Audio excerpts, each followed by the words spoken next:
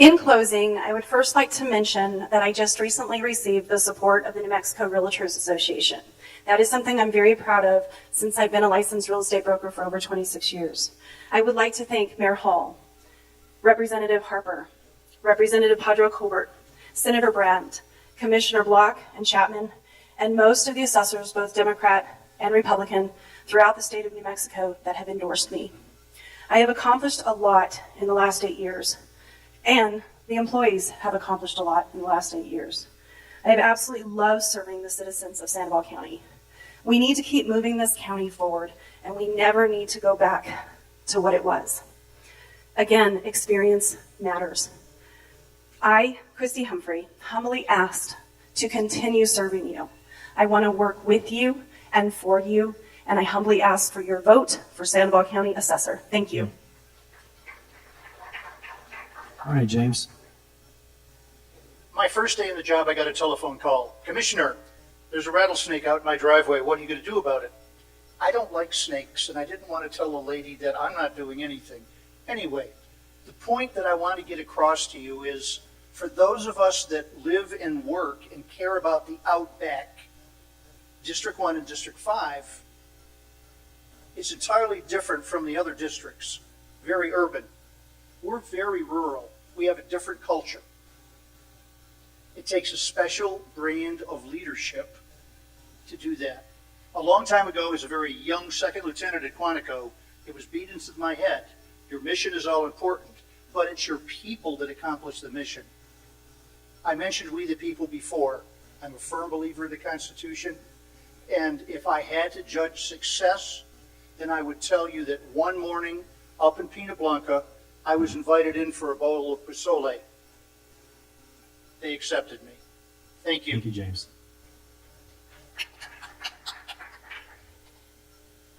Catherine Brooks, Sandoval County Commission, District 1. I ask for your support and your vote because I believe that public service is all of our responsibility. We are supposed to do this. This is our mission. As members of a representative democracy, all of us have this responsibility. I have the opportunity now to do it willingly for all of you. So I ask again for your vote. I want to tell you that you will have my commitment to honesty, integrity, transparency, and most importantly, respect. I think that that's been missing in our commission, and I want you to know that I will respect not only my peers and the other elected officials, the county employees, but also you as our constituents, and listen wholeheartedly to your concerns and work to remedy and bring viable solutions. Thank you so much. Catherine Brooks, Sandoval County Commission, District 1. Thank you, Catherine. Okay, next up, Kathleen Colley. I consider to hold an elected office to be both an honor and a privilege. And that's not something that you take lightly. There's a lot of people who are putting their trust in you when they cast their vote. And I want to tell you that I'm going to earn and keep that trust that you would place in me. I come from a family of 7 kids, so I had to learn really early on, I'm stuck in the middle, how to take your turn. And I think that goes back to being a collaborative and cooperative county commissioner to get things done. As I've been out canvassing and working for votes, people ask me, what can I do for them? And my first question to them is, what is it that you need? And I think it's a question of identifying the difference between wants and needs and how those things affect your quality of life. So what I would like to say to all of you, if you don't live in District 3, I bet you know somebody who does. And I respectfully ask that you ask them to cast their vote for Kathy Colley. Thank you. Thank you, Kathy. Mike? Thank you. Well, I have been a public servant for the last 25 years. And my wife, she's the real hero of the family. She's a neonatal intensive care nurse down at Presbyterian Hospital. And so she's a giver. I have a daughter who's at the high school. As I've told you, I've lived here for the last 29 years in the city of Rio Rancho. We are embedded, our whole family, in what happens here. And this transition to a county level position is important to me so I can ensure that my daughter is able to attend a college here locally and able to find a job that has a fair wage locally. And I'm highly motivated. I ask that you please consider me when you vote at the polls this next couple weeks. And thank you for coming and hearing us out. Thank you. So as we move on to the House seats, in your closing, please include one additional thing, and that is We're going to go through a brand new administration with a new governor in any which way it happens, Democrat or Republican. What is something that you're just passionate about that you're really, if you're elected, you really want to push forward? Tim? Thank you. So in the last 8 years as your state representative for Southern Rio Rancho, I've gotten results. And I've been successful, and I've done it in a bipartisan fashion. In 2013, I was awarded the Mothers Against Drunk Driving Legislator of the Year, along with 2 of my Democrat colleagues, for working together as hard as we did. This last session, I passed House Bill 55, and I sought out 2 of my Democratic friends, and we passed it unanimously. It basically helps police officers and firefighters, in the case that they're killed in the line of duty, their spouses and children can go to any university in the United States and have it paid for, tuition free, books, all the board and everything. We cap it at what we would pay if you went to a New Mexico school. So I'm out there working hard in a bipartisan fashion, working with my colleagues, caring not just about jobs, the economy, public safety, and education, but caring about roads, infrastructure, and other needs as well. To answer your question about what would I do under the new administration, my main concern right now would be education. And I'm glad to see that Speaker Brian Egoff just this week announced that instead of $1.4 billion surplus, it could be near $2 billion and sustained for a 5-year period. And so education comes first to my mind. Clearly, we need to shore up state reserves and some of our pension funds, infrastructure, fire, police. We need to fund all of these, mental health, and I can go on, but my time is up. Thank you very much. Thank you, Tim. Alexis? Well, again, thank you for coming. I have been a Rio Rancho resident for 31 years. I love Rio Rancho. I've lived Rio Rancho. I know Rio Rancho. And again, we have so many things that we need to take care of. Education, infrastructure.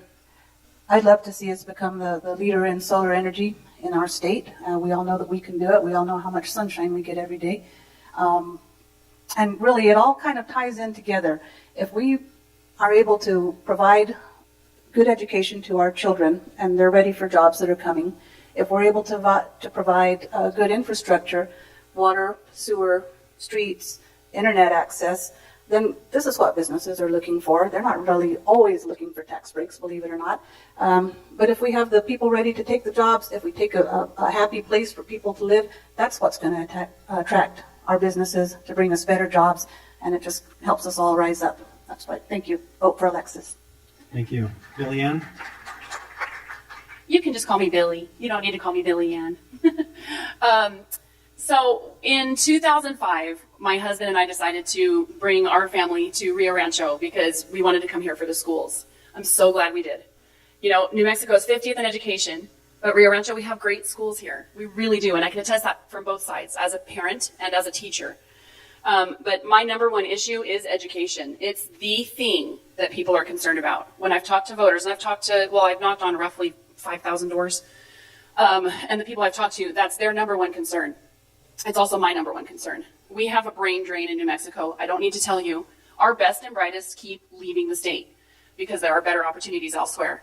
I can speak to that as a mother. My daughter, she's 17, she's a senior at Cleveland High School, and she's going to graduate in May and leave. And I don't want her to, but I know that's what she needs to do. And I know a lot of families are in that same situation, and I don't want that for our families anymore. I want us to have opportunities right here, both in our elementary, middle, high schools, and in higher education. We need to do right by our families. We need to do right by our kids. If we can do that, companies will look here and say, look at Rio Rancho, look at New Mexico. That's a place we want to go. They'll come here if we have what they need. Right now we don't. And I'd like to fix that. So my name is Billy Heelan. I am running for the New Mexico House in District 57, and I hope for your vote. Thank you. Thank you, Billy. Jason?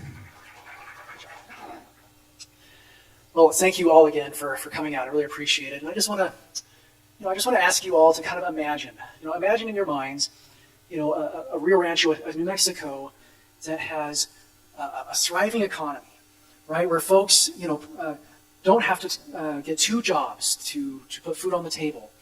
And they've got good paying, high quality jobs, and they can spend time with their kids, helping them learn, helping them with their homework and their learning, helping them with enrichment activities. I really believe that a tax reform initiative that makes New Mexico a better place for jobs will also help address a lot of our social issues that are that we see because of family challenges in the state. So to answer your question, I'm going to work with whoever the new governor is on a bipartisan comprehensive tax reform. I really believe that's huge. But in addition to that, I've done lots of other things to help Rio Rancho, and I'll continue fighting for my hometown. I spearheaded the rescue of the lottery scholarship 4 years ago, and these last 4 years, I have been the point of the spear on preventing the funds from being raided, preventing middle-class families from being denied their fair share. I've worked closely with Rio Rancho Public Schools to help with school safety. Many folks don't know, but Rio Rancho Public Schools is the model for the state for school safety. We've been working with all the legislators here to do that. And so I love this town, and I really believe the sun is not setting on New Mexico and Rio Rancho, it's rising. And so I ask you for your vote, Jason Harper, House District 57. Thank you, Jason. Jane?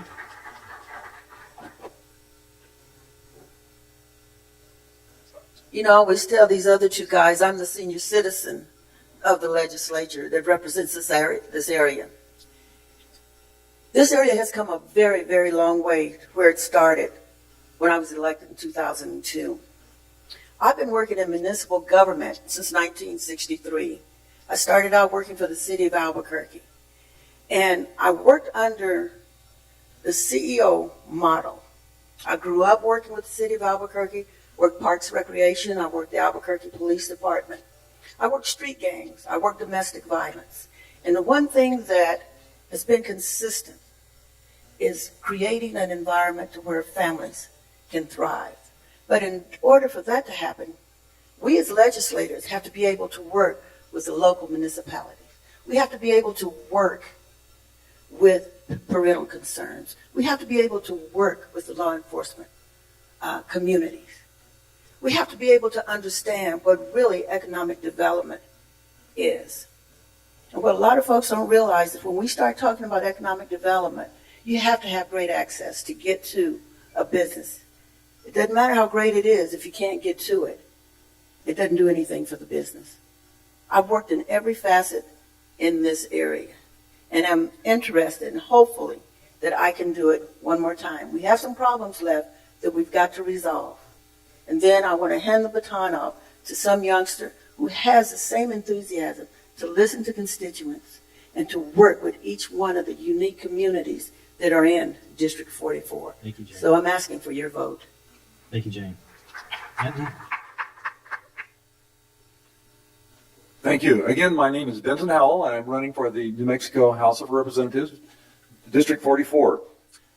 I would like to say that I think one of the things that I feel is very important for this election is actually to give more use of renewable energy, solar energy, and wind, rather than depending entirely, as we have for so long, on oil and gas. So I want to see a transition take place from the overdependence of fossil fuels, of coal and natural gas and nuclear, to solar and wind. And I believe that we can do this by using actually a model, and it's called community solar. Community solar actually operates on the idea that a lot of people feel like they can't use solar on their rooftops because it's too expensive. But with community solar, basically you will be able to rent or lease solar panels for your electricity. And I believe this is the right way that we need to go. It will produce jobs. And why? Why will it produce jobs? And that's because we actually will have a demand for these solar panels, and we will actually be able to justify building a solar panel manufacturing plant. So this is what I would like to see happen. And thank you very much. Again, I appreciate the opportunity to air my ideas and my positions in this forum, and thank you. Thank you.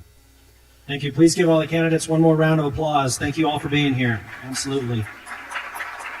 And I want to thank NAOP, the Rio Rancho Regional Chamber, but especially KDSK Radio for doing this live all night tonight. Thank you. As well as Premier Theaters for allowing us to be here tonight. Really appreciate them. So this will be, you can go to the Rio Rancho Regional Chamber website. There will be a live link stream if you want to see this again, or if you have friends that weren't here tonight or didn't listen to it on the radio or want to see it again. Most important thing is get out and vote November 6th. Thank you.